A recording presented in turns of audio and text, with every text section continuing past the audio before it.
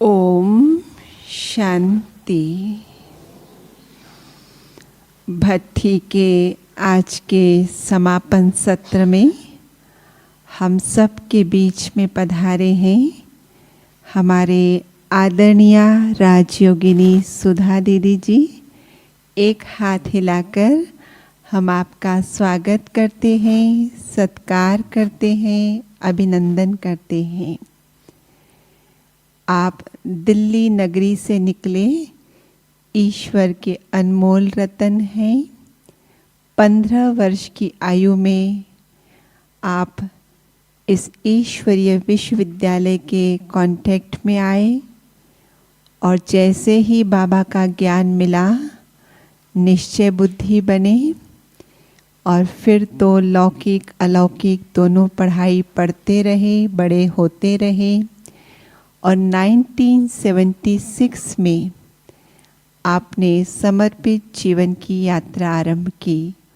उससे पहले आपने नेचुरल साइंसेस और शिक्षा शास्त्र में पोस्ट ग्रेजुएशन की डिग्रियां प्राप्त की और फिर 76 में चक्रधारी दीदी के सानिध्य में दिल्ली के सेवाओं में अपना योगदान दिया।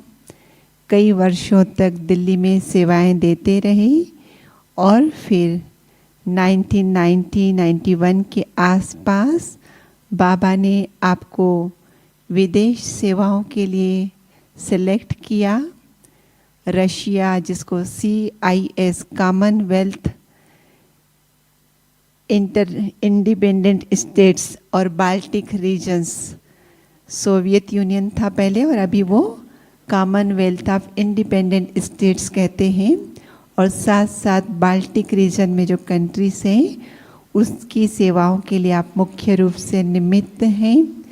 आप रशिया में मॉस्को में बेस्ड हैं और वहाँ इतने वर्षों से रहकर बाबा की सेवाएं काफ़ी स्थानों पर फैलाई है, उसका एक्सपेंशन किया है।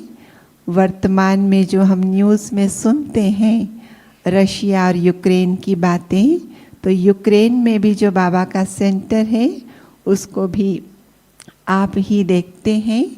और ऐसी परिस्थितियों के बीच में भी कैसे आप मनसा सेवा से उस सेवा केंद्र के भाई बहनों को संभाल रहे हैं। तो बहुत ही अनुभवी प्रतिभावान हमारे सुधा दीदी जी, जिन्होंने कई अवार्ड्स भी प्राप्त किए हैं, कई सारे letters of supports and blessings भी प्राप्त किए हैं और साथ साथ में कई पब्लिकेशंस के आप निमित्त भी रहे हैं और काफ़ी सारी इंटरनेशनल विजिट्स भी की हैं। तो देश विदेश की सेवाओं का बहुत अनुभव है आपके पास।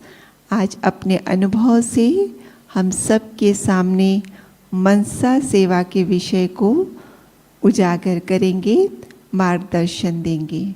आदरणीय दीदी जी। ओम शांति। ये कैमरा बीच में है तो थोड़ा सा आप लोगों को साइड में होना पड़ेगा, कैमरे के कारण दिखाई। भाई जी थोड़ा सा आप इधर हो जाएंगे और जो एकदम कैमरे के पीछे आते हैं थोड़ा सा हट के बैठ जाइए, राइट लेफ्ट।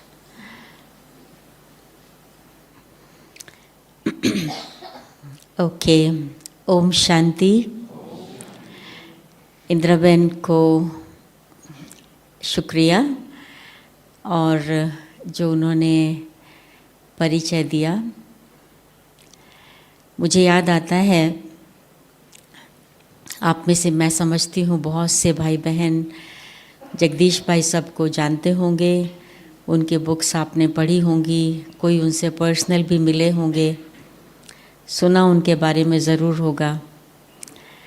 हम तो उसी सेवा केंद्र पर ही अलौकिक जन्म हुआ हमारा, जहाँ वो रहते थे और वहाँ पर ही सेवा में जीवन समर्पित किया था। तो इसलिए बहुत कुछ उनसे सीखने को मिला है। तो वो कहा करते थे कि जो सबसे बड़ा परिचय हर ब्राह्मण बच्चे का है सबसे ऊंचा परिचय, जो हर ब्राह्मण बच्चे का है वो है मैं राजयोगी हूँ। इससे ऊंचा परिचय और कोई होता नहीं। राजयोगी या राजयोगिनी बन जाना, इससे ऊंचा स्टेटस और कोई है नहीं।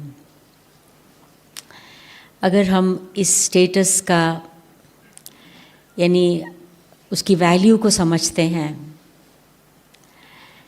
कि मैं राजयोगी हूँ, राजयोगिनी हूँ, अगर हम उसकी वैल्यू को समझते हैं तो मेरे ख्याल से मनसा सेवा फिर डिफ़िकल्ट नहीं है। मनसा सेवा तो फिर ऑटोमेटिकली होती ही रहती है। तो खैर टॉपिक आज का मनसा सेवा है। मैंने ये सोचा कि मनसा सेवा के बारे में डायरेक्ट इसके बारे में बात करने से पहले हम थोड़ा सा इस बात पर विचार करें कि हम में से कितने भाई बहन सेवा के महत्व को समझते हैं। हमारे 4 सब्जेक्ट्स हैं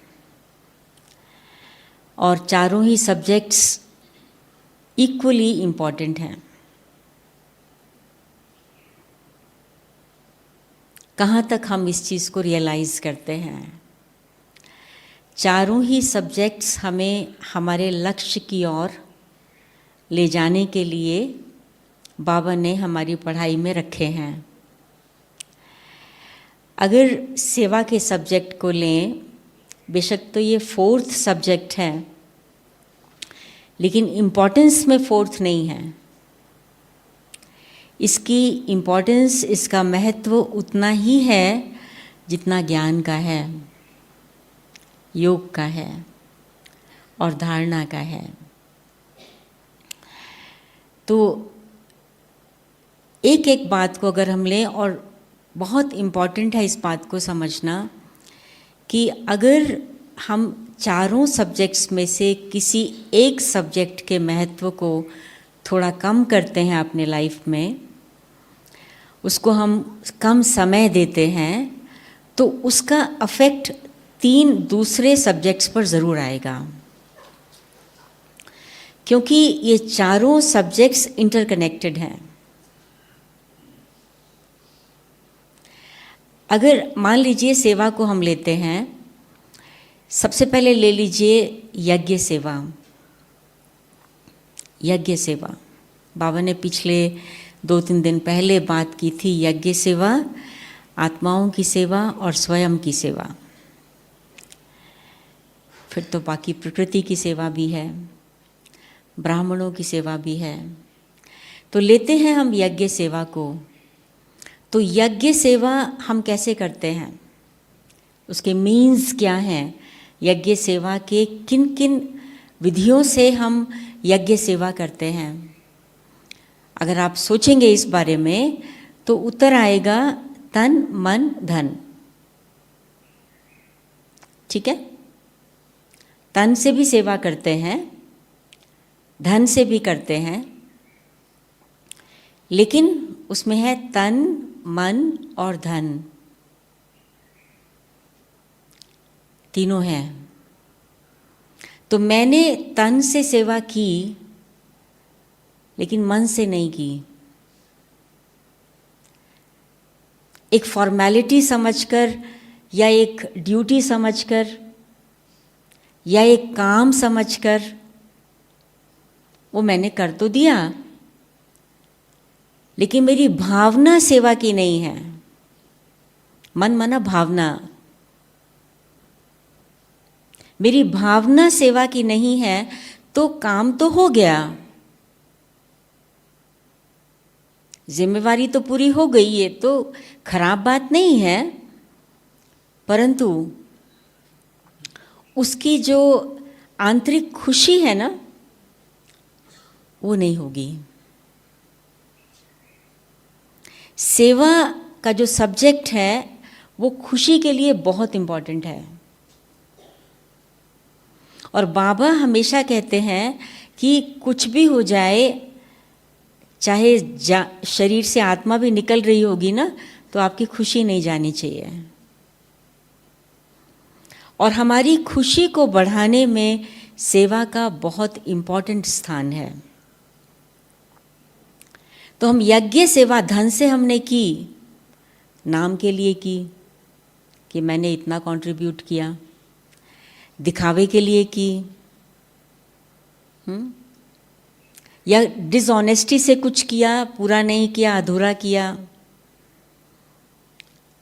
क्योंकि मन स्वच्छ नहीं है। तन से सेवा भी की, धन से भी की, लेकिन मन कहाँ था? इस चीज़ को देखने की बहुत बहुत ज़रूरत है। मनसा सेवा के बिना यज्ञ सेवा भी सफल नहीं हो सकती। चाहे हम दिन में 18 घंटे तन से कुछ कुछ करते रहें।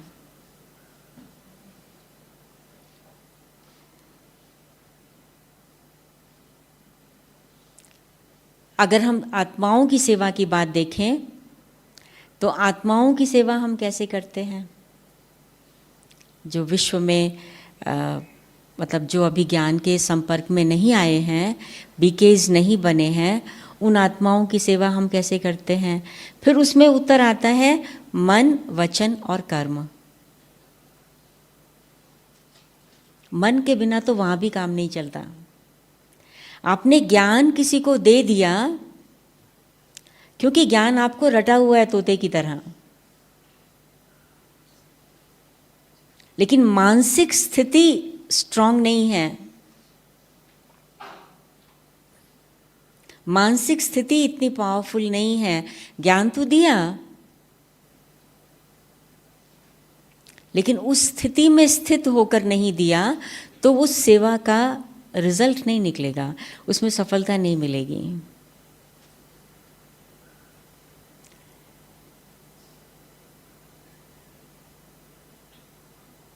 क्योंकि पहुंचती है हमारे मन की भावना। ज्ञान जो थ्योरी है वो तो यहाँ से सुन के यहाँ से चले जाता है, लेकिन जो मानसिक स्थिति पावरफुल से दिया जाता है वो अंदर चला जाता है। मैंने कितनी एग्जीबिशन समझाई, कितनों को कोर्स कराया, कितने लेक्चर्स दिए, है ना? वो तो बहुत हो सकता है, लेकिन हो सकता है वो भी मैंने अपनी पॉपुलैरिटी के कारण दिए, या मुझे इंटरेस्ट बहुत है उसमें, मेरा अपना इंटरेस्ट सेल्फिश मोटिव है कि मुझे बहुत शौक है, उस शौक को पूरा करने के लिए दिए। ऐसे ही कर्म से, अब कोई गेस्ट हमारे पास आते हैं, मधुबन में आते हैं, हम तो गेस्ट नहीं हैं, हम तो होस्ट हैं, पीकेज हैं, लेकिन कोई कॉन्फ्रेंसेस होती हैं, गेस्ट्स आते हैं हमारे पास, तो हम उनको खिलाते हैं, पिलाते हैं, घुमाते हैं, खाना बनाते हैं, सफाई कराते हैं। कर्म से सेवा। तो कर्म से सेवा भी हमने कैसे की? हम मुझे ड्यूटी लगा दी किसी ने, आपको चपाती बेलनी है, आपको खाना सर्व करना है, लेकिन हम कैसे खाना सर्व कर रहे हैं? कैसे हम सब्जी काट रहे हैं?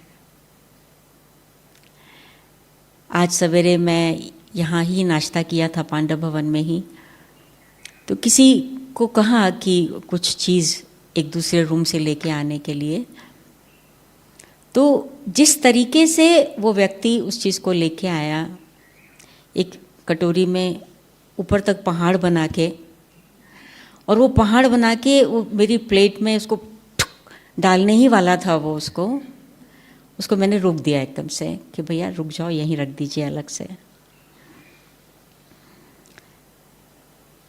तो है तो सेवा,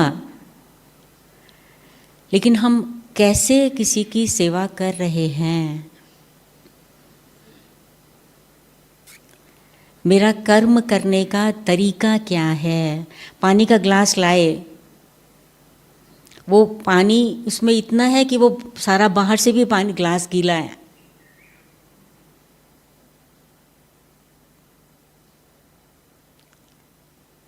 इसको सेवा नहीं कहा जाता,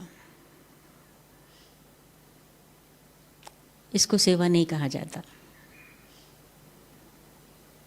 तो जब तक हमारा मानसिक स्थिति श्रेष्ठ न हो, तो वो जो कर्म की सेवा भी हम करेंगे ना, उसके अंदर न तो जिसकी सेवा की वो सेटिस्फाई होगा और न ही मुझे खुशी मिलेगी। मुझे लगेगा मजबूरी से, क्योंकि करना है, क्योंकि करना है, मुझे कहा गया है, अंडर फोर्स हम कुछ कर लेते हैं। उसमें वो भावना नहीं होती है। तो भावना का फल तो बहुत बड़ा है। तो वहाँ पर भी मन की सेवा की बात आ जाती है। फिर आत्माओं की सेवा तो हम अपने व्यवहार से भी करते हैं। और मेरा व्यवहार कब श्रेष्ठ होगा? जब मेरी मानसिक स्थिति श्रेष्ठ होगी। ठीक है ना? जब मेरी मानसिक स्थिति श्रेष्ठ होगी, फिर उसमें व्यवहार में चाहे वो बाबा का बच्चा हो, ब्राह्मण हो या ब्राह्मण न हो, तो हर जगह मन का रोल बहुत इम्पॉर्टेंट है। फिर उसके बाद आप लीजिए ब्राह्मणों की डायरेक्टली सेवा। बाबा कहते हैं ब्राह्मणों को आप दान नहीं करते, लेकिन ब्राह्मणों को कैसे सेवा करते हैं? सहयोग से। और कैसे करते हैं? और शुभ भावना से, शुभ भावना से, सहयोग से, और एक एग्जाम्पल बनकर। ब्राह्मणों को ज्ञान बहुत है। उनको अगर आप ज्ञान ज़्यादा देंगे ना, तो कहेंगे भाई अपना ज्ञान आप अपने पास ही रखिए। सबको ज्ञान बहुत है, लेकिन एग्जाम्पल, उदाहरण जो है ना, वो इंस्पायर करता है, वो प्रेरणा देता है। तो शुभ भावना और शुभ कामना, क्या होता है शुभ भावना, शुभ कामना? क्या होता है वो शुभ भावना, शुभ कामना? कहने के लिए लगता है, मतलब इतना कॉमन हो गया ना हमारे लिए ये शब्द शुभ भावना, शुभ कामना। उसके लिए आप सोचिए कितनी ऊंची मानसिक श्रेष्ठ वृत्ति चाहिए कॉन्स्टेंटली। ऐसे ही नहीं हम कह सकते कि मेरी तो सबके लिए शुभ भावना है।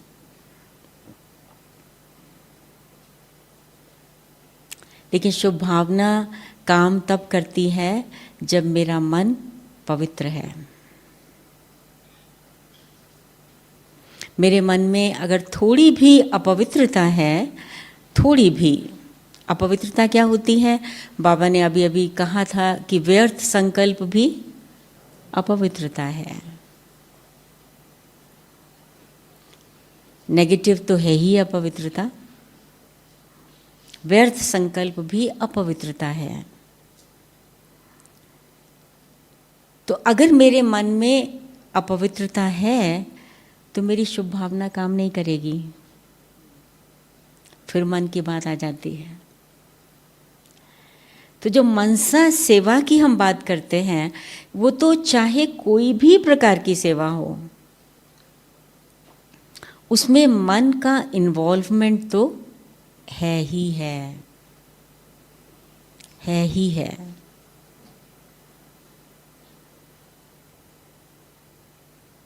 अब हम योग लगाते हैं।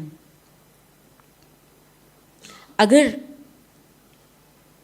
योग के समय मेरी बुद्धि कहीं भटक रही है, मेरा मन चंचल हो रहा है, तो ये सेवा है या डिसर्विस है? क्या है ये? क्या है ये? डिसर्विस है ना, न स्वयं की सेवा न औरों की सेवा।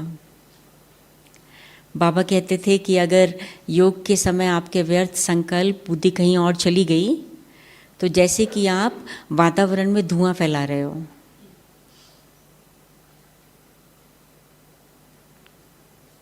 उसमें न तो मुझे शक्ति मिली और न ही मैंने सहयोग दिया दूसरों को, और ही उसमें विघ्न बन गए। तो फिर क्या चाहिए? अटेंशन। अटेंशन कौन रखेगा? मन और बुद्धि। मन और बुद्धि। और अगर अटेंशन, मैंने आ तो गए क्लास में, तो आके बैठ गए, लेकिन मन को मैंने काम ही नहीं दिया। फिजिकली तो हम बैठ गए, लेकिन मन तो, उसको तो हमने कुछ काम दिया नहीं। हमने सोचा बैठ गए तो योग लग ही जाएगा। खाली बैठने से तो लगेगा नहीं, मन को डायरेक्शन देना पड़ता है ना। घोड़े को भी जब चलाना हो तो उसको मालिक को लगाम पकड़ना पड़ता है ना उसको। तो मन को भी तो डायरेक्शन देना पड़ता है कि तुम चलो, उधर चलो, परम धाम में जाना है, अभी चलो ऊपर। वो कहीं और भागने लगे, उसको पकड़ के वापस लाओ, चलो ऊपर। लेकिन डायरेक्शन ही नहीं दिया तो वो जंगली घोड़े की तरह जहां चाहे वहां भाग जाता है। मुरली सुनते हैं, दिया बुद्धि को डायरेक्शन। सुनो ध्यान से, मुरली सुनने के बाद तुमको 10 पॉइंट्स याद होने चाहिए। दिया काम? नहीं दिया तो क्या हुआ? ना अपनी सेवा हुई, ना किसी और की सेवा हुई। सिर्फ फॉर्मेलिटी हमने पूरी कर दी कि हम क्लास में आए थे, अटेंडेंस लग गई। लेकिन क्या सुना था? था तो बहुत अच्छा अच्छा, पर याद नहीं है। तो जब हम मनसा सेवा की बात करते हैं तो बहुत ही इम्पोर्टेंट है, हर पहलू में मेरा मन मेरे कंट्रोल में होना चाहिए। यानी मेरे मन के लिए बाबा ने एक बार अव्यक्त मुरली में ही कहा था कि जैसे अपने तन का टाइम टेबल सेट करते हो, वैसे अपने मन का टाइम टेबल सेट करो। मन को काम दो। और अगर हम मन को काम नहीं देते हैं दिन भर, तो हम मनसा सेवा में सफल नहीं हो सकते।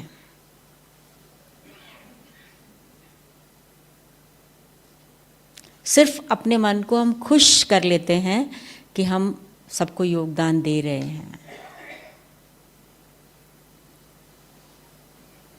तो हमने अपने मन को कितना बिजी रहना सीखा है।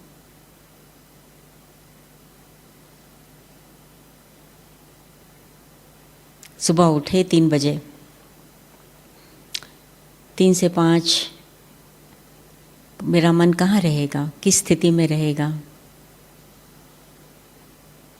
5 से 7 कहाँ रहेगा? 7 से 9 कहाँ रहेगा? तो 2 घंटे का प्लान, मिसाल के तौर पे करना शुरू किया हमने ये प्रैक्टिस। और अगर नहीं किया तो फिर तो मतलब मन को तो 2500 वर्षों से आदत पड़ी हुई है इधर उधर जाने की, और वो आदत हम समझें कि सिर्फ संगम युग पर बिना उसको ट्रेनिंग दिए वो ठीक हो जाएगी। नहीं होगी, नहीं होगी। उसको ट्रेनिंग देनी पड़ती है, ट्रेनिंग देनी पड़ती है। तो हमने, और ट्रेनिंग कौन देगा? हम खुद, अपने टीचर हमको यहाँ खुद बनना होता है। खुद को ही स्टूडेंट, खुद को ही टीचर।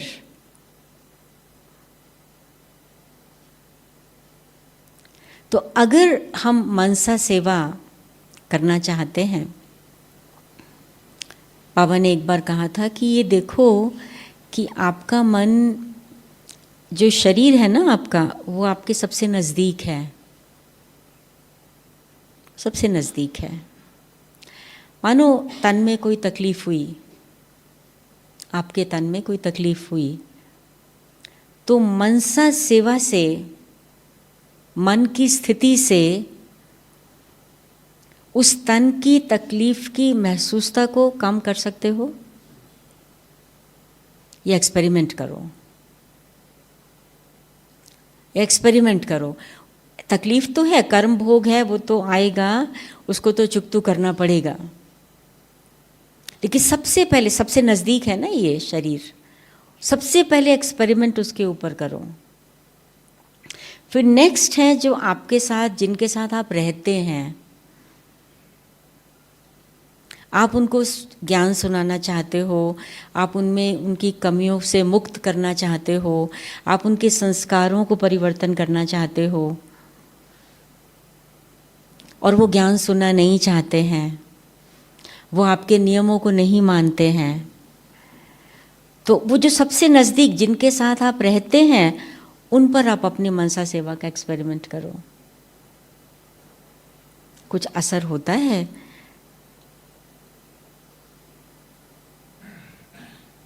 चेंज हो रहे हैं वो,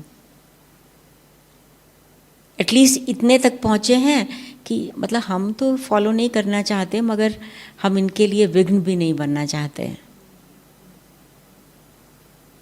ये लोग बहुत अच्छे हैं। अपने संस्कारों पर एक्सपेरिमेंट करो। हम अगर 10 वर्ष के बाद भी कहें ये मेरा संस्कार जाता ही नहीं, ये संस्कार बहुत कड़ा है, मेरा ही तो संस्कार है, तो मेरे ही मन की शक्ति मेरे ही संस्कार को परिवर्तन नहीं कर पा रही, तो हम अन्य आत्माओं को, दुनिया तो बहुत बड़ी है, हम उनको शांति देना चाहते हैं, तो कैसे पहुंचेगी हमारी शांति उनको? हम तक ही तो नहीं पहुंच रही, हम तक नहीं पहुंच रही, हमारे घर वालों तक नहीं पहुंच रही, तो कैसे पहुंचेगी उनको? तो यानी मन कितना शक्तिशाली होना चाहिए। और शक्तिशाली मन माना,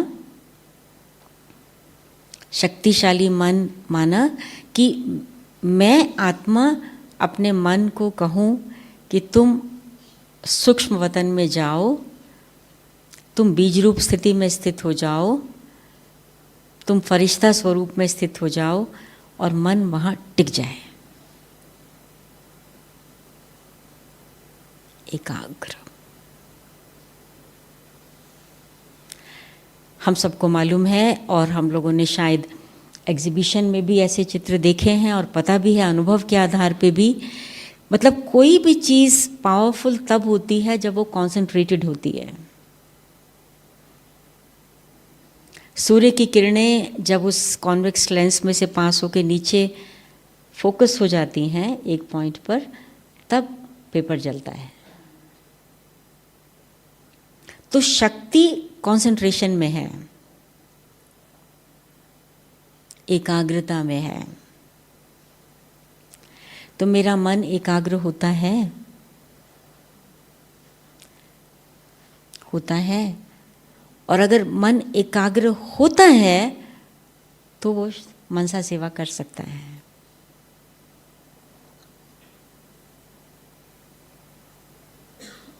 तो इसलिए बाबा कहते हैं एकांतवासी,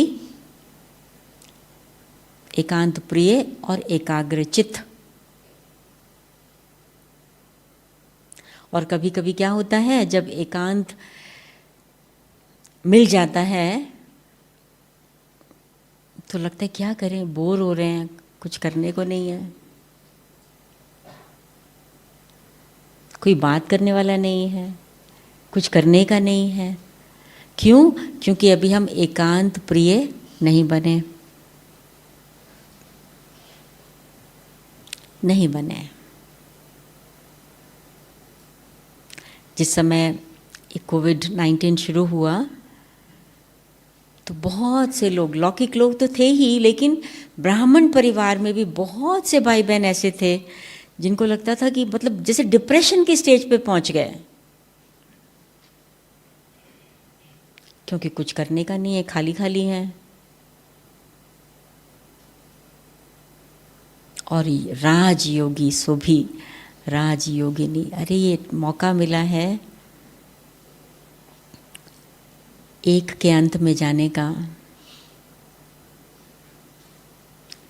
लेकिन क्योंकि वो अभ्यास नहीं था, वो अभ्यास नहीं था, तो वो एकांत अकेलापन की महसूसता देने लगा।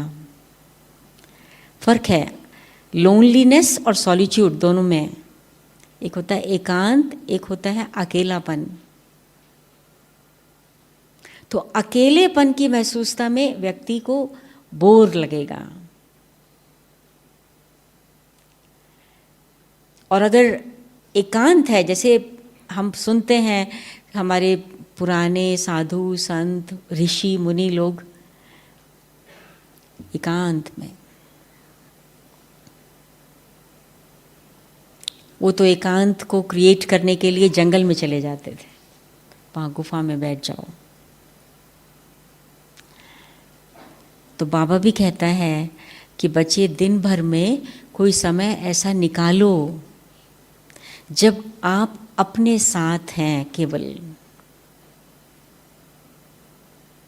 जब आप केवल अपने साथ हैं, और जब आप केवल अपने साथ हैं तब आप बाबा के साथ का अनुभव कर पाएंगे।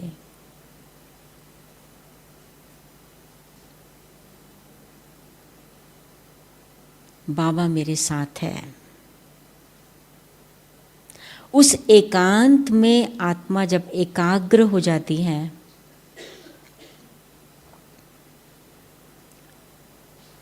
तो उसको कम बोलना पड़ता है।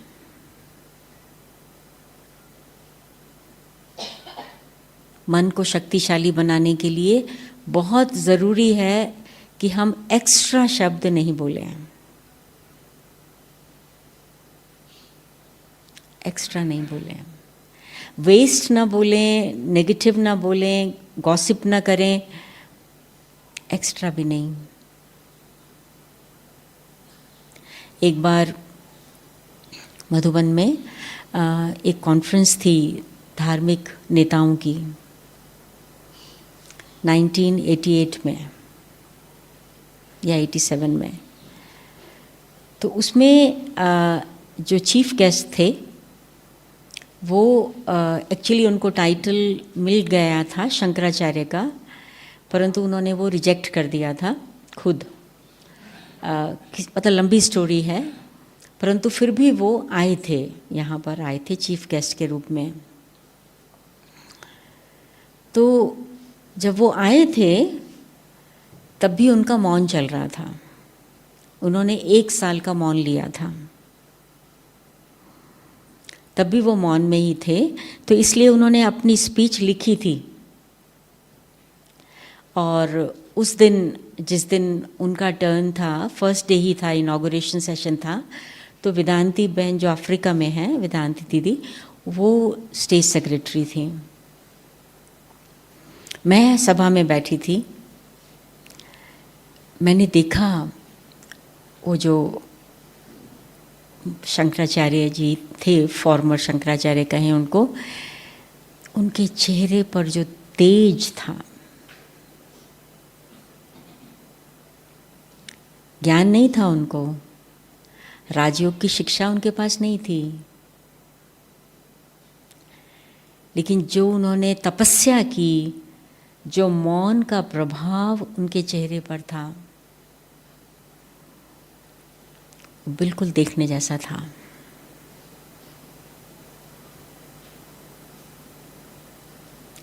बाबा कहते हैं मनसा सेवा माना जब आपका चेहरा सेवा करता है, मानसिक स्थिति आपके चेहरे से प्रदर्शित होती है। Face is the index of mind. तो मन कितना शुद्ध है, मन कितना पवित्र है। मन, गुलजार दादी हम सब ने देखा है उनको, कितना मन व्यर्थ संकल्प और बोल से बहुत परे है। तो वो हमारे चेहरे से भी दिखाई देता है, उससे सेवा हो जाती है।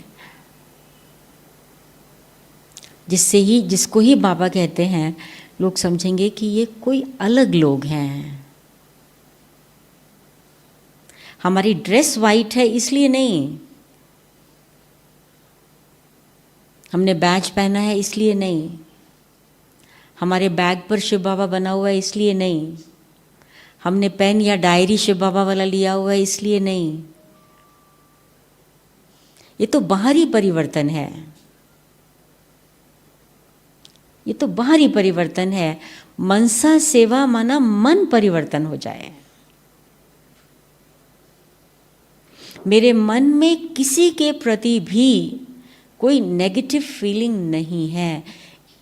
अगर कोई व्यक्ति मतलब मुझे इंसल्ट भी करता है, इवन देन मेरे मन में उसके प्रति नेगेटिव फीलिंग नहीं है।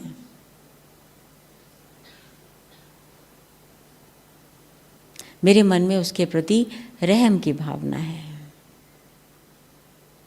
स्नेह की भावना है।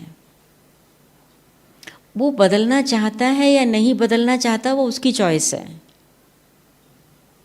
वो उसकी चॉइस है। क्योंकि किसी को भी बदलने के लिए उस व्यक्ति की भी इच्छा होनी चाहिए, है ना। और अगर कोई बदलना नहीं चाहता, वो उसकी चॉइस है। लेकिन ये परिवर्तन हम ज़रूर कर सकते हैं उनके अंदर कि उनकी जो ये मेंटालिटी इंसल्टिंग है वो ख़त्म हो जाएगी।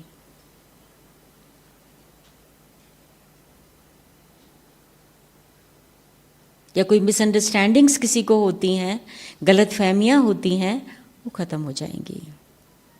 तो मेरे मन में कभी भी किसी के लिए भी नेगेटिव फीलिंग नहीं। अब एक छोटा सा मिसाल, इंदिराबेन ने कहा कि रशिया और यूक्रेन का अभी जो सिचुएशन चल रहा है, तो यहाँ कुछ भाई बहन आए हुए हैं रशिया से। यूक्रेन के तो अभी ट्रैवल नहीं कर सकते हैं। यूक्रेन में हमारे 8-10 सेंटर्स हैं, वहाँ सभी भाई बहन ठीक हैं।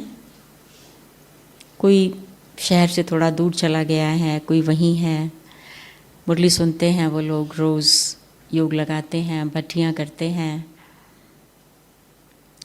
परंतु क्योंकि सिचुएशन इस प्रकार की है, तो किसी के मन में, कईयों के मन में हो सकता है ये एक अंडरस्टैंडिंग है कि शायद रशिया या पुतिन प्रेसिडेंट, ये अन्याय हो रहा है यूक्रेन के ऊपर।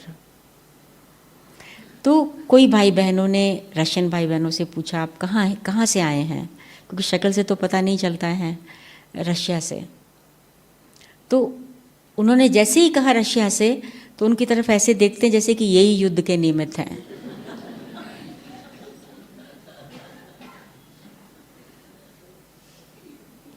आप जरा सोचिए कि मैं ब्राह्मण हूँ, अगर मेरे में अभी तक ये मेंटालिटी है कि ये रशियन है, ये यूक्रेनियन है, ये इंग्लिश है, ये अमेरिकन है, ये साउथ इंडिया का है, ये नॉर्थ इंडिया का है, ये पंजाबी है, ये वो है, अभी तक मेरे में ये मेंटालिटी है, तो मैंने समझा है कि मैं आत्मा हूँ। समझा है मैंने इस बात को कि हम सब आत्मा, या सिर्फ कहते हैं मैं आत्मा हूँ। अभी तक ये लैंग्वेज का बैरियर है, ये कलर का बैरियर है, अभी तक अगर हम ये बना के चल रहे हैं, धर्म का, जाति का, भाषा का, कलर ऑफ द बॉडी का, तो कहाँ। मनसा सेवा तो बहुत ऊंची बात है। तो ये पूछना है अपने आप से कि मैंने समझा है मैं आत्मा हूं। बाबा मुरली में कल ही कहा कि संसार समाचारों में नहीं जाओ, और हम वहाँ से पास होंगे, पूछेंगे दीदी क्या हो रहा है वहाँ पर रशिया में, आपने तो ये शुरू करा दिया।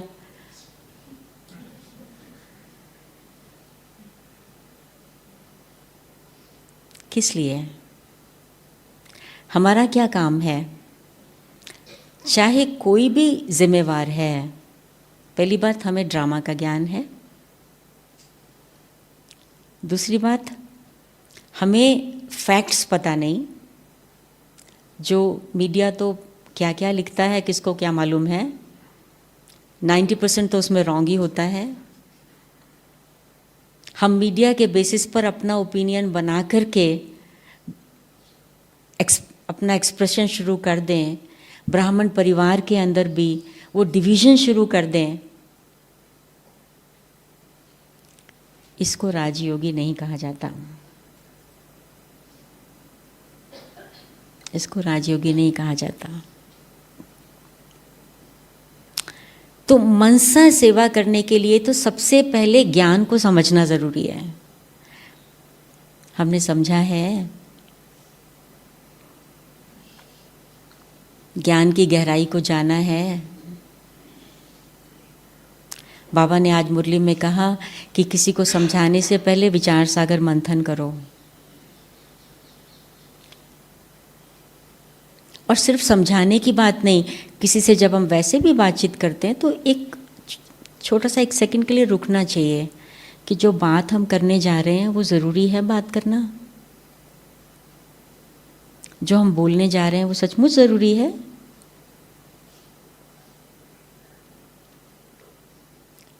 यानी मेरी बुद्धि, न केवल मन मगर मेरी बुद्धि मेरे कंट्रोल में होनी चाहिए। अगर मेरी बुद्धि पावरफुल होगी तो वो मेरे मन को कंट्रोल कर सकेगी, और बुद्धि को पावरफुल बनाने का तरीका ज्ञान का मंथन है, ज्ञान का चिंतन है, और बाबा से कनेक्शन है। बुद्धि योग है ना, तो सर्वशक्तिवान से जब कनेक्शन होता है तो बुद्धि शक्तिशाली बन जाती है। तो इसलिए जब हम ऐसी सिचुएशन को देखते हैं तो हमारा क्या काम है, वो कहीं पे भी हो, दुनिया के किसी भी कोने में हो, हमारा काम है साकाश देना। इसको ही मनसा सेवा कहते हैं। शांति हो,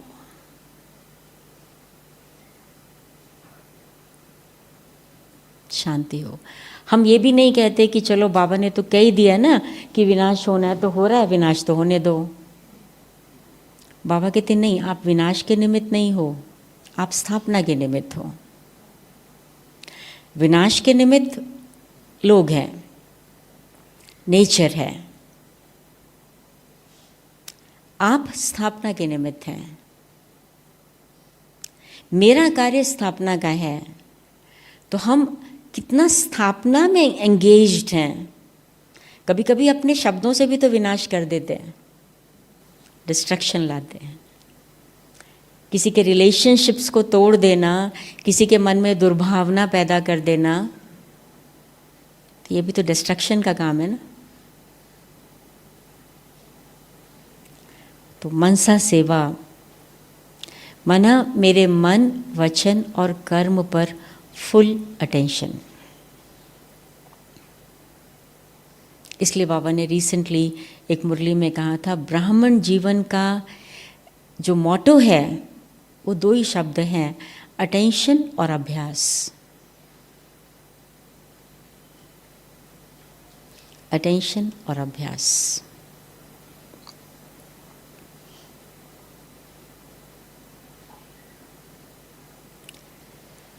फिर जब सेवा की बात आती है तो उसमें बहुत इम्पॉर्टेंट रोल है मेरी, यानी निरअहंकारी स्टेज। अगर मुझे किसी भी चीज़ का अहंकार है, अपनी बुद्धि का अहंकार है, अपनी ब्यूटी का अहंकार है, अपने पोजीशन का, अपने स्टेटस का अहंकार है, धन का अहंकार है, कोई भी चीज़ का अगर अहंकार है तो मनसा सेवा संभव नहीं है।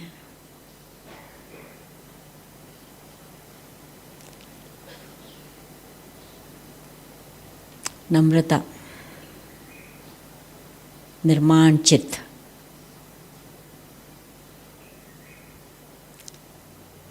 और अभिमान या अहंकार भी किस बात का? अगर मैंने समझ लिया कि मैं आत्मा हूँ, जिस छोटा सा बिंदु हूँ, किस चीज़ का अभिमान? इतना सा बिंदु हूँ।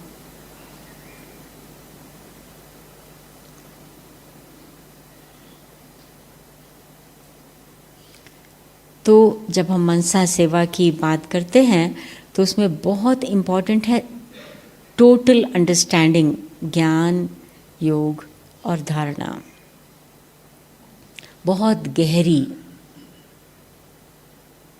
जब तक तीनों सब्जेक्ट्स को हमने बहुत गहराई से नहीं समझा और अपने जीवन में नहीं उतारा तो हमारा मन इतनी सेवा कर नहीं पाएगा जो हम चाहते हैं ना, क्योंकि फिजिकली तो हम सब जगह पहुंचेंगे नहीं। और जहाँ तक प्रकृति की सेवा की बात है, वो तो अपनी मानसिक स्थिति से ही तो हम वातावरण बनाते हैं, अपनी मानसिक स्थिति से ही बनाते हैं ना वातावरण। तो मैं अशांत हूँ, आज मेरा मूड ऑफ है, मान लीजिए किसी ने कुछ कह दिया, किसी ने मुझे ब्लेम कर दिया, किसी ने मेरी बात नहीं मानी, तो मेरा मूड ऑफ हो गया।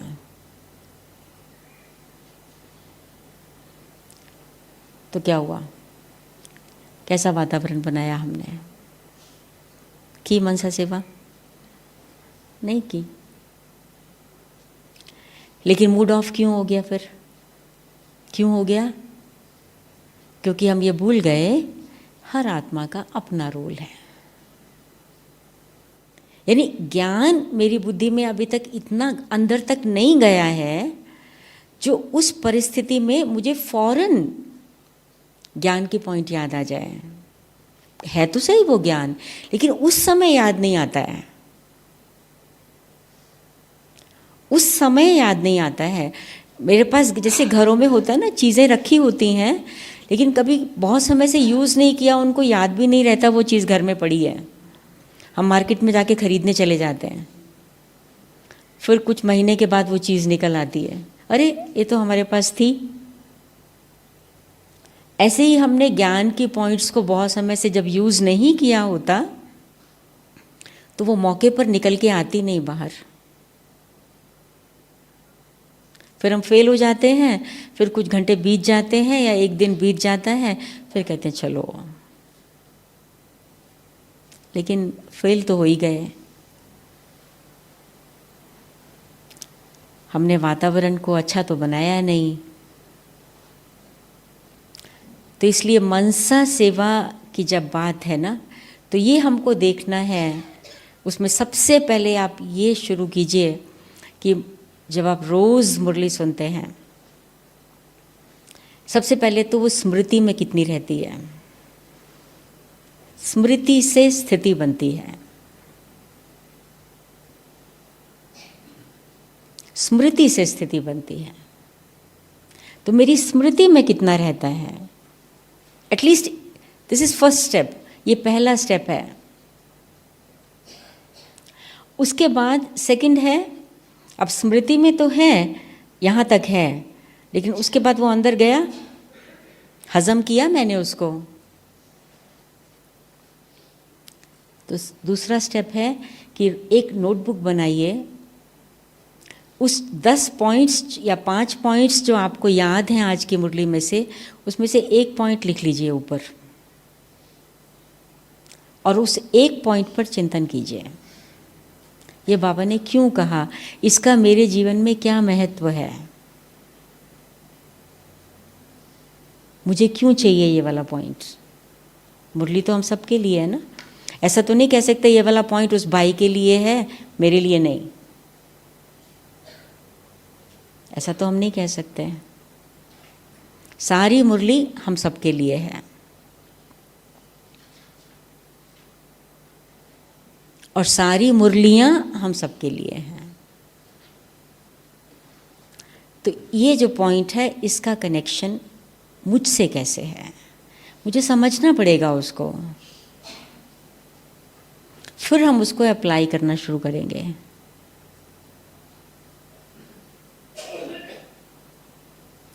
तो अगर रोज रोज ज्ञान की कोई भी एक बात को लेकर उसकी गहराई को समझने का प्रयास करेंगे, तो आपकी मनसा जो है ना, यानी आपकी जो मेंटल स्टेज है, आपकी मनसा स्ट्रांग होती चली जाएगी। और जितना ज्ञान की पॉइंट्स की डीप अंडरस्टैंडिंग होगी, उतना आपका योग बेटर होता चला जाएगा।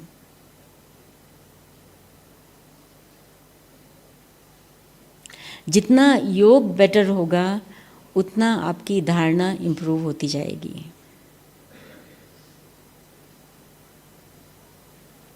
उतना व्यवहार में श्रेष्ठता आती चली जाएगी।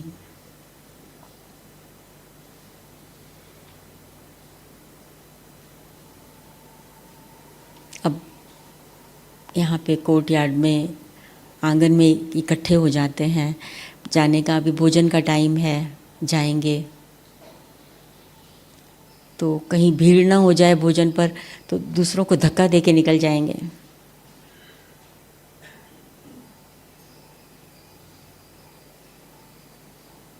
अब अपने आप को एक साक्षी होके देखें, मैं राजयोगी हूँ,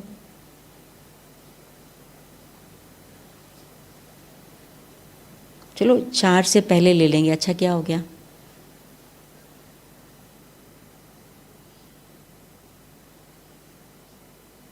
अब ऐसी स्थिति में मैं सोचूं मनसा सेवा, किसी को धक्का दिया,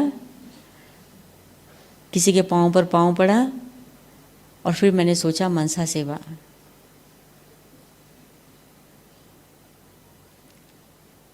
पहले जो स्थूल है वो तो मैं ठीक करूं, सूक्ष्म तो बाद में।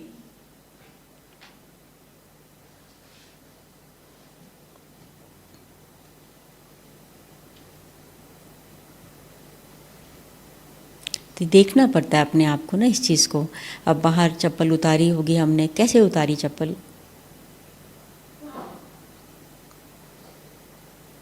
ऐसे ही फटाफट फेंक दिया निकाल के, या ठीक से रखी? व्यवहार में श्रेष्ठता, डिसिप्लिन। यानी मनसा सेवा क्या है? मेरा मन डिसिप्लिन्ड होना चाहिए, राइट? मेरा मन डिसिप्लिन, मन अनुशासन में होना चाहिए। तो मेरे तन का अनुशासन है,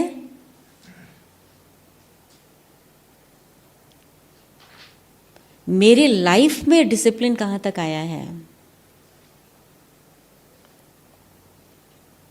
खाने की प्लेट ली, कुछ थोड़ा खाते खाते बाई चांस टेबल पे कुछ गिर गया, उसको पोंछा हमने या छोड़ के चले गए? वॉश बेसिन में कुल्ला किया, उसको साफ किया या छोड़ के चले गए? छोटी छोटी बातें हैं, छोटी छोटी बातें हैं, पर बहुत इम्पॉर्टेंट है, क्योंकि तन और मन कनेक्टेड हैं। आत्मा शरीर से ही तो एक्सप्रेस करती है ना अपने आप को, शरीर से ही एक्सप्रेस करती है। और मन क्या है? मन आत्मा की संकल्प शक्ति है। मेरे को संकल्प है, मेरे को क्या फ़र्क पड़ता है, मेरे बाद जो भी आएगा आता रहेगा, हमने तो अपना काम कर लिया।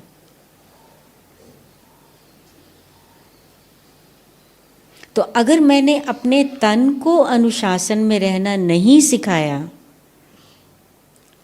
तो मन को अनुशासन में रखना बहुत डिफ़िकल्ट है, बहुत डिफ़िकल्ट है, ऑलमोस्ट इम्पॉसिबल।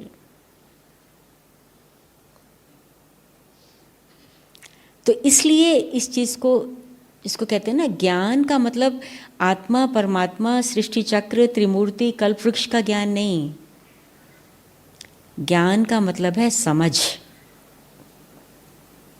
समझ। बाबा कभी कभी मुरली में कहते हैं मुझे समझदार बच्चे चाहिए। समझदार यानी ज्ञान का एप्लीकेशन लाइफ के हर फील्ड में, हर एस्पेक्ट में।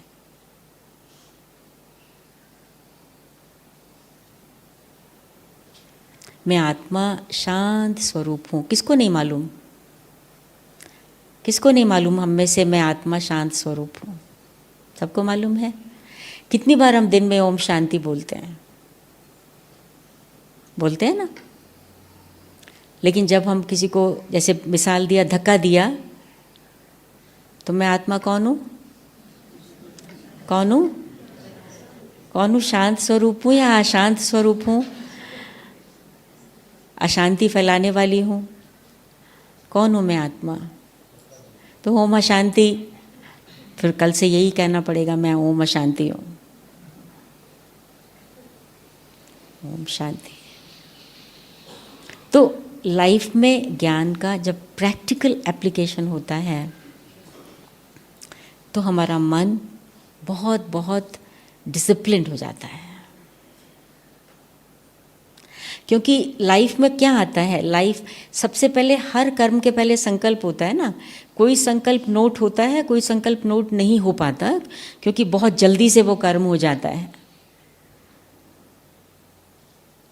लेकिन कर्म दिखाई देता है, संकल्प दिखाई नहीं देता है। फर्क इतना ही है। तो अगर मेरा कर्म ठीक नहीं है तो समझ लो संकल्प ठीक नहीं था। अंडरस्टूड है ना? फल अच्छा नहीं निकला तो माना बीज ठीक नहीं था।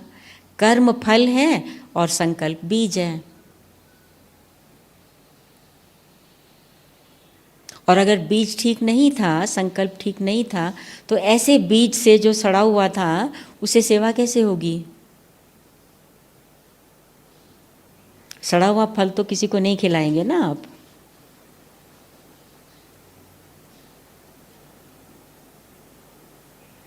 ठीक है ना? तो मुझे अपने कर्मों को चेक करना पड़ेगा अपने मन की चेकिंग के लिए। इसलिए बाबा कहते हैं कभी कभी कि साक्षी होके खुद को देखो। साक्षी होके केवल दूसरों को नहीं देखना होता है, साक्षी होके खुद को भी देखना होता है। ये मैंने ठीक किया? मैंने खुद को संतुष्टता का सर्टिफिकेट लिया इस वाले कर्म में? अगर मैं खुद ही नहीं दे सकती संतुष्टता का सर्टिफिकेट, तो औरों से तो मिलने का सवाल ही नहीं पैदा होता। बाबा से भी कैसे मिलेगा फिर? ठीक है। तो मन की जो स्थिति है ना, ये बहुत, और एक दो लास्ट बातें और, जिसको बाबा ने आज मुरली में कहा था कि अगर किसी भी परिस्थिति में कन्फ्यूजन होता है, मूंझना होता है, क्या होगा, कैसे होगा, कब होगा, तो भी मन सेवा नहीं कर सकेगा। मन मौज में रहना चाहिए। मन सेवा तभी कर सकता है जब मन मौज में है। और मन मौज में तब होता है जब हमको सबसे ब्लेसिंग्स मिलती हैं, सबसे दुआ मिलती है। जितनी दुआएं कलेक्ट करेंगे ना, उतना आपका मन मौज में रहेगा। और दुआएं कब मिलती हैं? दुआएं दूसरों से कब मिलती हैं? जब हम उनके साथ अच्छा व्यवहार करते हैं।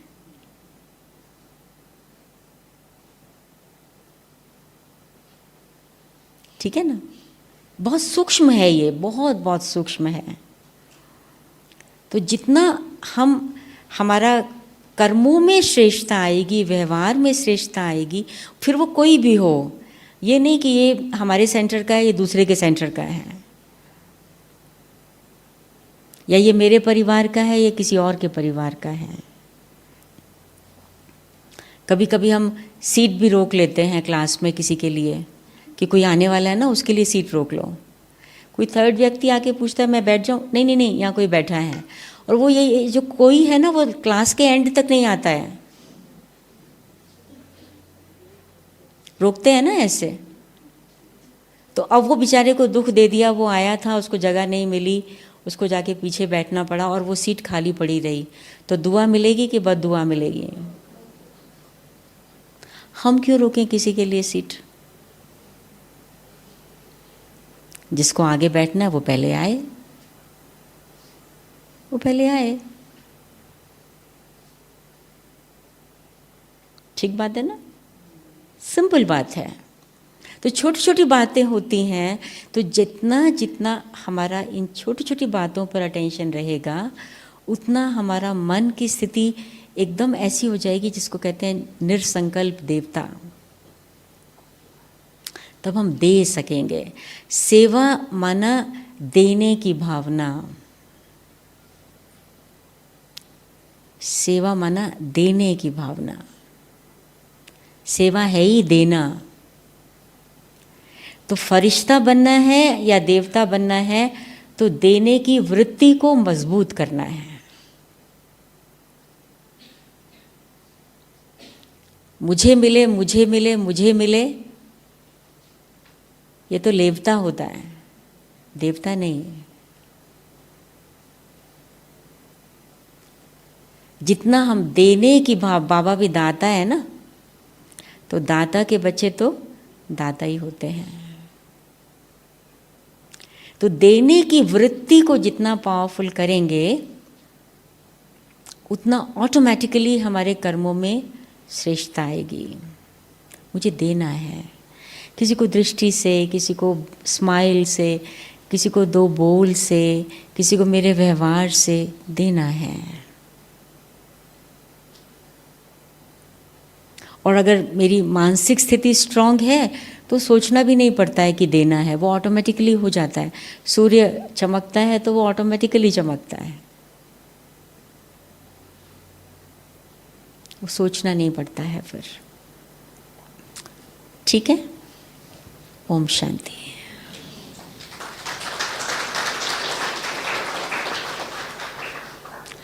किसी को कुछ पूछना है या कहना है तो 5 मिनट हम टाइम दे सकते हैं उसमें।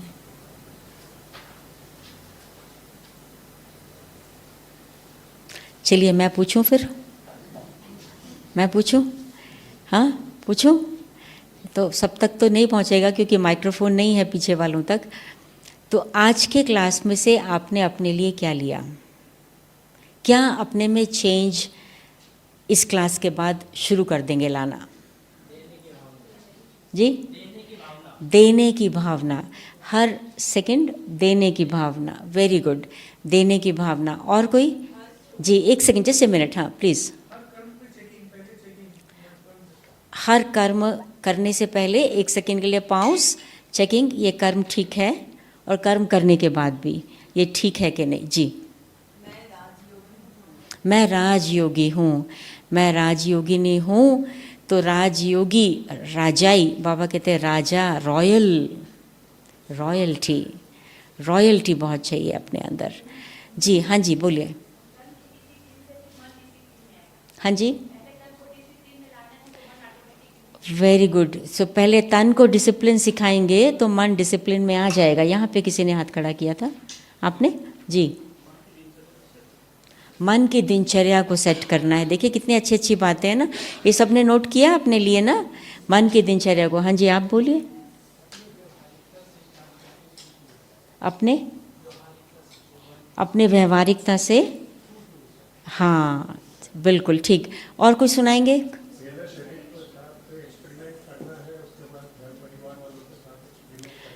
एक्सपेरिमेंट पहले शरीर पर करें, फिर घर परिवार पर करें, अपने संस्कारों पर करें। हाँ जी भाई जी, जस्ट 1 मिनट बहन।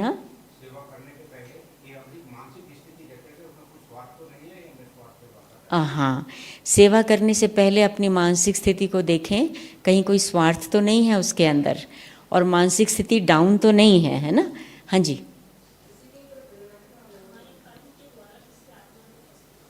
हमारे कर्म के द्वारा किसी आत्मा को कष्ट न हो, ऐसा ध्यान रखना है कर्मों पर, जैसे कर्मों की चेकिंग। हाँ जी, स्वयं को भी सुख देना है। हाँ, स्वयं को भी साक्षी होकर देखना है और औरों को भी साक्षी होकर देखना है। हाँ जी, सारा दिन में एकांत के लिए समय निकालना है। Very good. और सबसे पीछे भी एक माता जी थी। हाँ,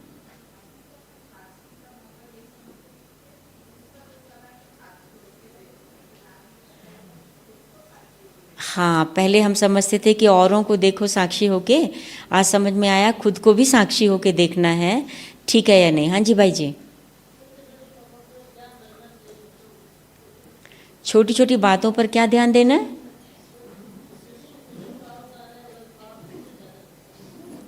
किसी को समझ में आया? मुझे नहीं आया, क्या बोला उन्होंने? अब कोई पास में जो है थोड़ा क्लियर बोल सकते हैं, वो बताएंगे। अटेंशन देना है। Very good. हाँ जी भाई जी, एक सेकेंड, एक सेकेंड, प्लीज़ प्लीज़, वो भाई खड़े हैं। हाँ, वेरी गुड, बहुत बहुत ज़रूरी है। कुछ भी बोलने से पहले एक सेकेंड रुक जाएं कि ये ज़रूरी है क्या बोलना, ज़रूरी है क्या बोलना। हाँ जी, ठीक, एक मिनट। हाँ जी, आप बोलिए। जब स्वयं से संतुष्ट होंगे तो औरों से भी संतुष्टता का सर्टिफिकेट मिलेगा। तो ये देखना है कर्म करने से पहले कि ये मैं संतुष्ट हूँ इससे। हाँ जी, हाँ जी, अटेंशन और अभ्यास चाहिए। देखो, अच्छे अच्छे पॉइंट सबने नोट किए हैं जी। व्यर्थ संकल्पों से फ्री होना है। हाँ जी, कोई भी प्रकार का अहंकार रहेगा तो मनसा सेवा नहीं कर पाएंगे जी। एकांत प्रिय, एकांतवासी और एकाग्रचित। वो समझना है इस चीज़ को। यस सिस्टर, मजबूरी से सेवा नहीं करनी है, दिल से करनी है, मन से। हाँ जी, योग के समय मन को ना भटकने दें, नहीं तो ये डिसर्विस हो जाती है। चलो लास्ट सुनाइए। हाँ जी,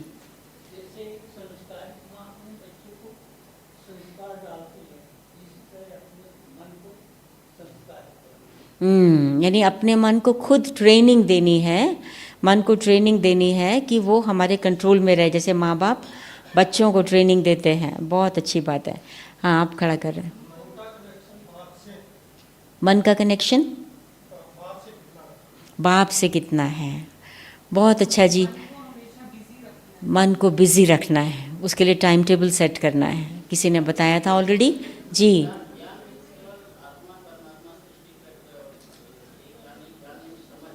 ज्ञान माना समझ, यानी समझदारी से काम करना है जी। निरअहंकारिता बहुत ज़रूरी जी। बहुत बढ़िया जी। लास्ट, हाँ जी, एक बहन जी हाँ सुना रहे हैं।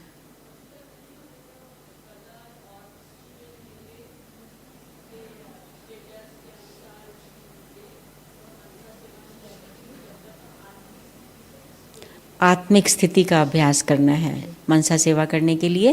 हाँ जी,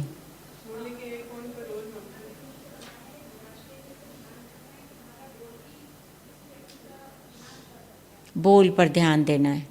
कोई यहाँ पे खड़ा कर रहे थे, मुरली के एक पॉइंट पर रोज़ मंथन करना है। ये प्रैक्टिकल चीज़ें हैं ना, तो इसे प्रैक्टिकल चीज़ें हैं, इनका जितना हम अपने लाइफ में इनको लाएंगे तो हम सेवा का स्वरूप बन जाएंगे फिर। ठीक है, ओके, ओम शांति। तो अभी हम ख़त्म करते हैं। Thank you. अभी चलिए बाबा के पास। अब ऐसा अच्छा अपने मन को अपने कंट्रोल में रख करके बैठिए। सीधा सीधा बैठें सभी।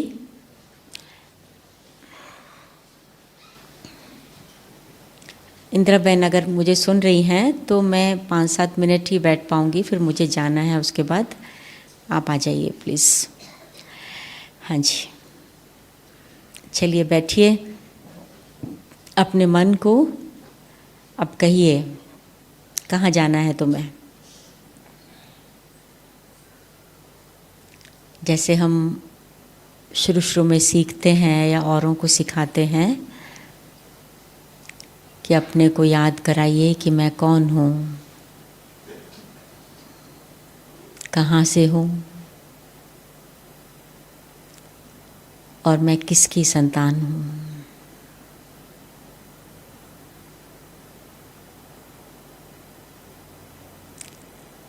जब हम ये अपने को याद कराते हैं, साथ साथ उसका चित्रण भी करते हैं।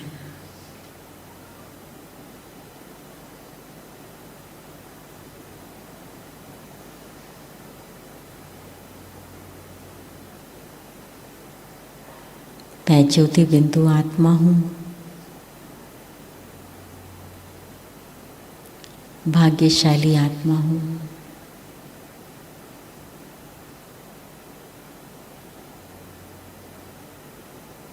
जिसे परम धाम से आकर स्वयं भगवान पढ़ाते हैं।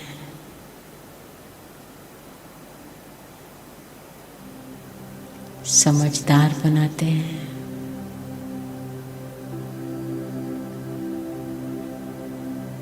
देना सिखाते हैं।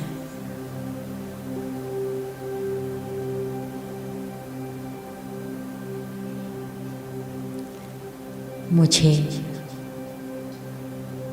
इस पढ़ाई के आधार पर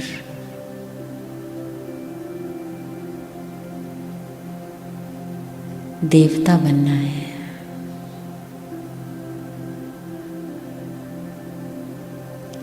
दाता की संतान हूँ।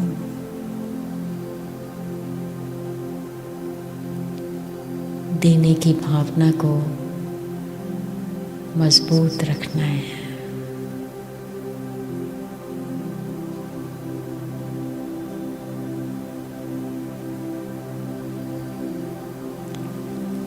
जितना देते रहेंगे उतना शक्तिशाली, भरपूर होते रहेंगे।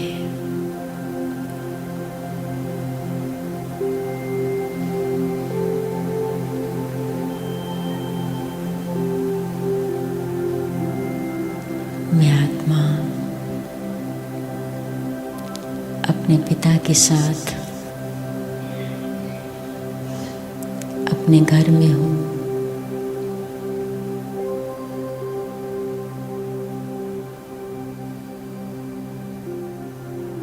अपने दाता स्वरूप में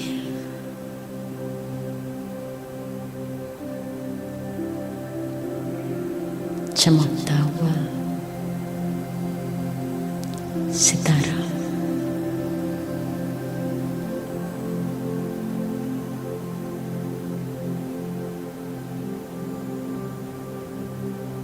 मुझ सितारे से प्रकाश की किरणें